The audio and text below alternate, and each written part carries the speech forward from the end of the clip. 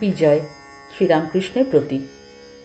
মহাশয়, আপনি বজ্জাত আমি ত্যাগ করতে বলছেন, দাস আমিতে দোষ নাই? শ্রীরামকৃষ্ণ: হ্যাঁ, দাস আমি অর্থাৎ আমি ঈশ্বরের দাস, আমি তাঁর ভক্ত, এই অভিমান, এতে দোষ নাই, বরং এতে ঈশ্বর লাভ হয়। বিজয়: আচ্ছা, যার দাস আমি তার কাম ক্রোধাদি কিরূপ? শ্রীরামকৃষ্ণ: ঠিক ভাব যদি হয় তাহলে কাম ক্রোধের কেবল আকার মাত্র থাকে। যদি ঈশ্বর লাভের পর দাস আমি বা ভক্তের আমি থাকে, সে ব্যক্তি কারু অনিষ্ট করতে পারে না। পরশমণি ছোঁয়ার পর তরোয়ার সোনা হয়ে যায়, তরোয়ারের আকার থাকে কিন্তু কারু হিংসা করে না। নারিকেল গাছের বেলও শুকিয়ে ঝরে পড়ে গেলে কেবল দাগ মাত্র থাকে, সেই দাগে এইটি টের পাওয়া যায় যে এককালে ওইখানে নারিকেলের বেল্ল ছিল। সেই রকম যার ঈশ্বর লাভ হয়েছে তার অহংকারের দাগ মাত্র থাকে, কাম ক্রোধের আকার মাত্র থাকে, বালকের অবস্থা হয়। বালকের যেমন সত্ত্ব রজ তম গুণের মধ্যে কোনো গুণের আঁট নাই। বালকের কোনো জিনিসের উপর টান করতেও যতক্ষণ, তাকে ছাড়তেও ততক্ষণ। একখানা 5 টাকার কাপড় তুমি 8 পয়সার পুতুল দিয়ে ভুলিয়ে নিতে পারো, কিন্তু প্রথমে খুব আঁট করে বলবে এখন, না আমি দেব না, আমার বাবা কিনে দিয়েছে। বালকের আবার সবাই সমান, ইনি বড় উনি ছোট এরূপ বোধ নাই, তাই জাতি বিচার নাই।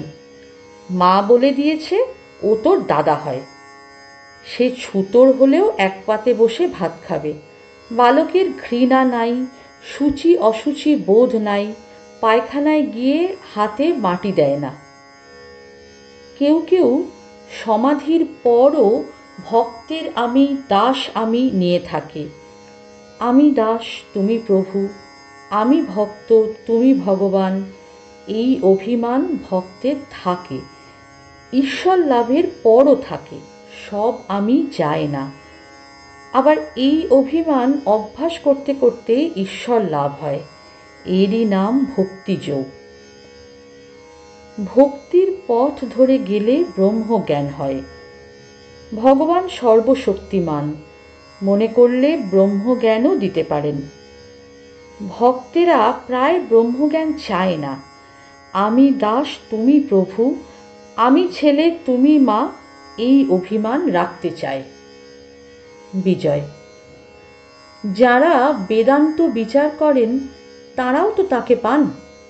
শ্রীরামকৃষ্ণ: হ্যাঁ, বিচার পথেও তাকে পাওয়া যায়, একেই জ্ঞান যোগ বলে। বিচার পথ বড় কঠিন। তোমায় তো সপ্তভূমির কথা বলেছি, সপ্তম ভূমিতে মন পৌঁছিলে সমাধি হয়।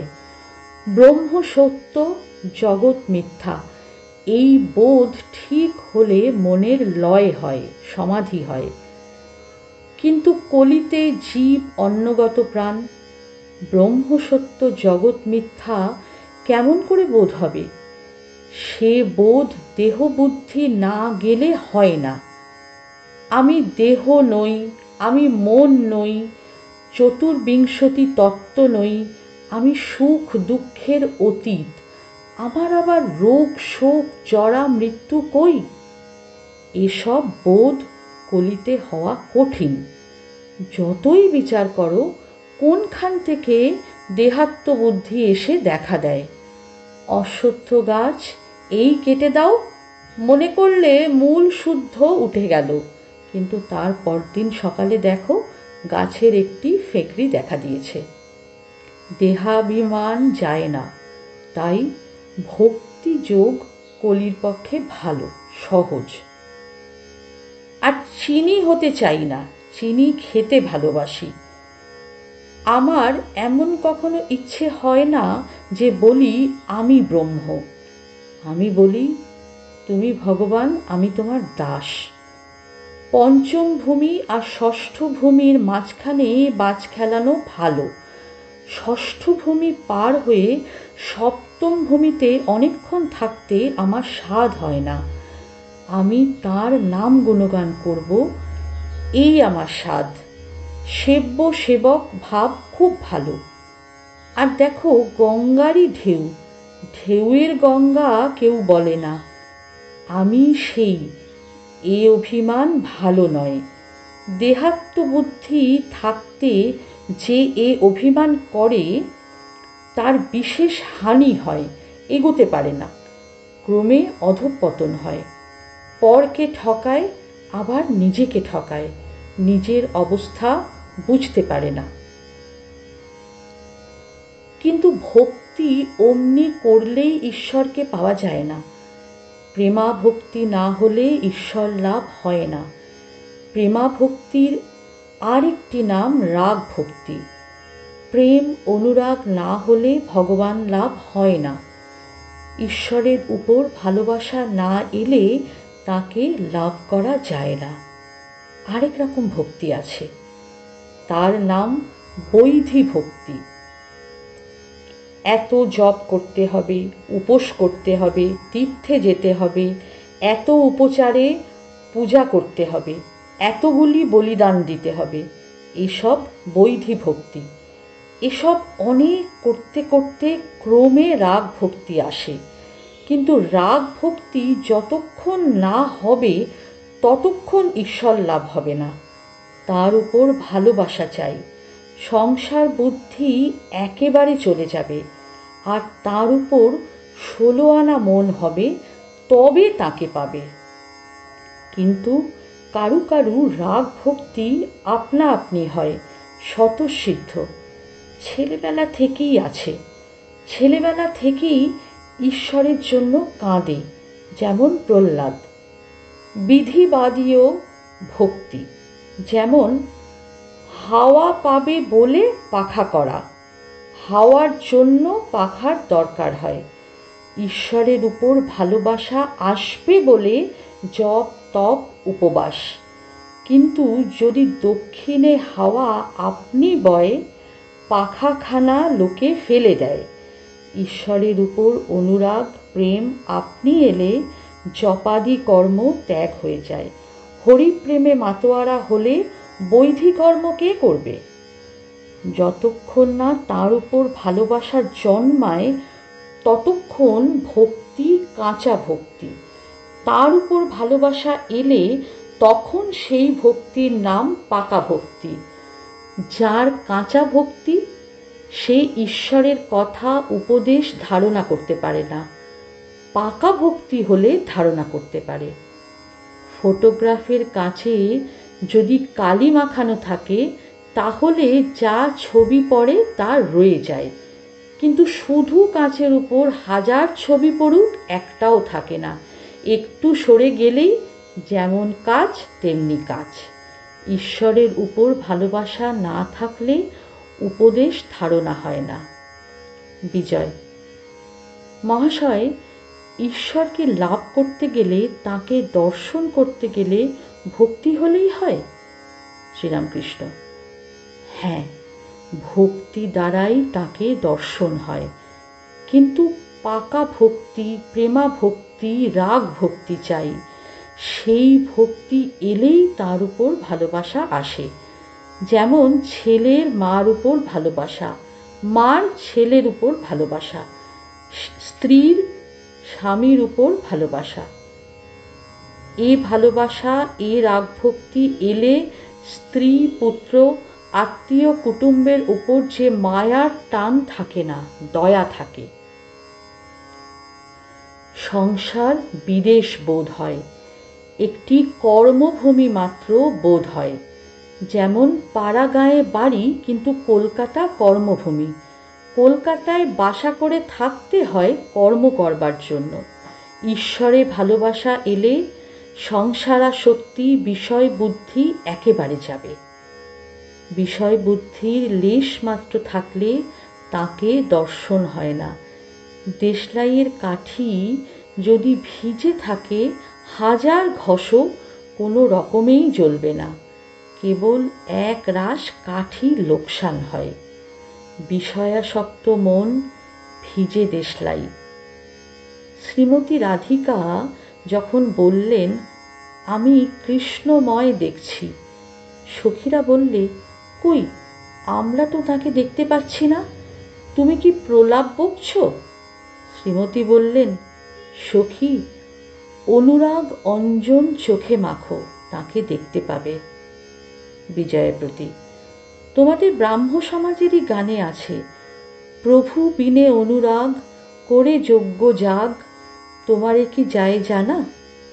এই অনুরাগ, এই প্রেম, এই পাকা ভক্তি, এই ভালোবাসা যদি একবার হয়, তাহলে সাকার নিরাকার দুই সাক্ষাৎকার হয়।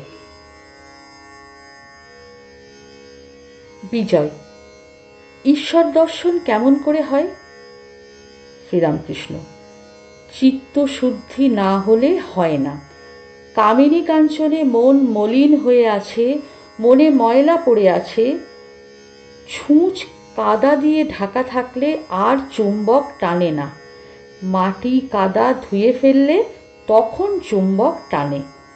মনের ময়লা তেমনি চোখের জলে ধুয়ে ফেলা যায়। হে ঈশ্বর, আর অমন কাজ করব না বলে যদি কেউ অনুতাপে কাঁদে, তাহলে ময়লাটা ধুয়ে যায়। তখন ঈশ্বর রূপ চুম্বক পাথর মন রূপ ছুঁচকে টেনে লন। তখন সমাধি হয়, ঈশ্বর দর্শন হয়। কিন্তু হাজার চেষ্টা করো, তার কৃপা না হলে কিছু হয় না। তার কৃপা না হলে তার দর্শন হয় না। কৃপা কি সহজে হয়? অহংকার একেবারে ত্যাগ করতে হবে। আমি কর্তা এ বোধ থাকলে ঈশ্বর দর্শন হয় না। ভাঁড়ারে একজন আছে, তখন বাড়ির কর্তাকে যদি কেউ বলে, মহাশয় আপনি এসে জিনিস বার করে দিন, তখন কর্তাটি বলে, ভাঁড়ারে একজন রয়েছে, আমি আর গিয়ে কি করব? যে নিজে কর্তা হয়ে বসেছে, তার হৃদয়ের মধ্যে ঈশ্বর সহজে আসেন না। কৃপা হলেই দর্শন হয়। তিনি জ্ঞান সূর্য, তার একটি কিরণে এই জগতে জ্ঞানের আলো পড়েছে, তবেই আমরা পরস্পরকে জানতে পারছি আর জগতে কত রকম বিদ্যা উপার্জন করছি। তার আলো যদি একবার তিনি নিজে তার মুখের উপর ধরেন, তাহলে দর্শন লাভ হয়। সার্জেন্ট সাহেব রাত্রে আঁধারে লণ্ঠন হাতে করে বেড়ায়, তার মুখ কেউ দেখতে পায় না, কিন্তু ওই আলোতে সে সকলের মুখ দেখতে পায় আর সকলে পরস্পরের মুখ দেখতে পায়। যদি কেউ সার্জেন্টকে দেখতে চায়, তাহলে তাকে প্রার্থনা করতে হয়, বলতে হয়, সাহেব কৃপা করে একবার আলোটি নিজের মুখের উপর ফিরাও, তোমাকে একবার দেখি। ঈশ্বরকে প্রার্থনা করতে হয়, ঠাকুর কৃপা করে জ্ঞানের আলো তোমার নিজের উপর একবার ধরো, আমি তোমার দর্শন করি।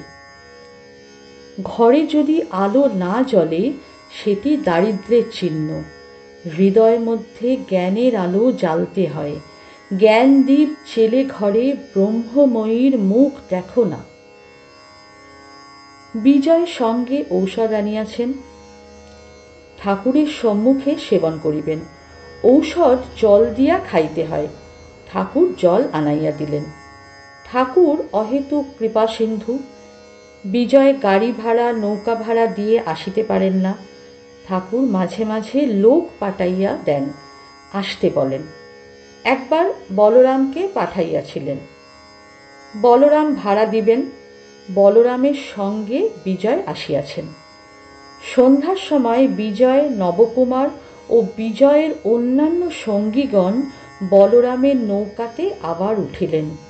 বলরাম তাহাদিগকে বাগবাজারের ঘাটে পৌঁছাইয়া দিবেন।